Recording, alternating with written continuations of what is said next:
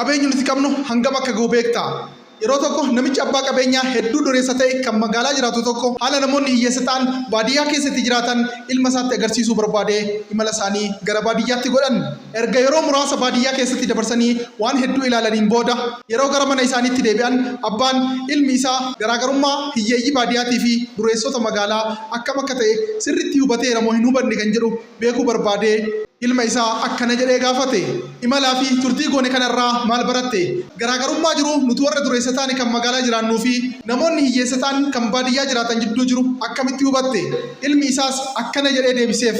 Imalaa fi turtii goone irraa waan hedduu baradhee jira. Eeyyan dhugaa jette abbaa koo, hiyyeessa baadiyyaatii fi dureessa magaalaa jidduu garaagarummaa guddatu jira. Nuti nyaata alaa bitannee nyaanna.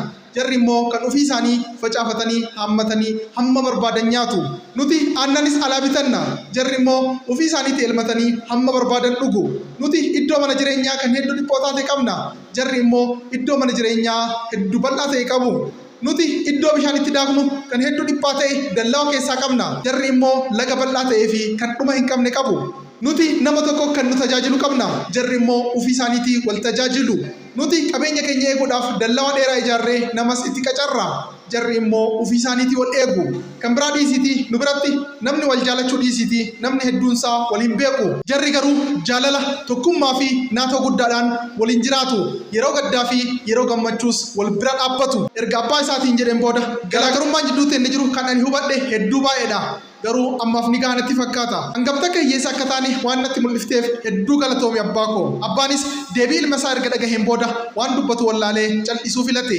Eeyyan qabeenya uumamaa jaalala tokkummaa fi naatoon nuti jiruu keessatti waliif qabnu qabeenya qarshiin bituu dandeettu hunda isaa caala. Akkuma namni dunuunfate iddoo ifni jirutti illee taanaan dukkana malee waan biraa hin argine ifa arguu barbaannaan ija kan kee banachuun dirqama.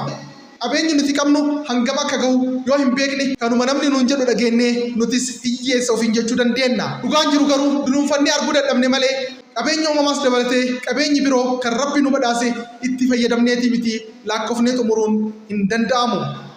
Maatii tiktaakii kennaa ta'uu fi yuutuubii kenna sabskiraayib gochuu hin dagatina. Viidiyoon kun namoota hedduu bira akka gahu laayik sheer godha. Hedduu galatoomaa fayyaa naaf ta'a.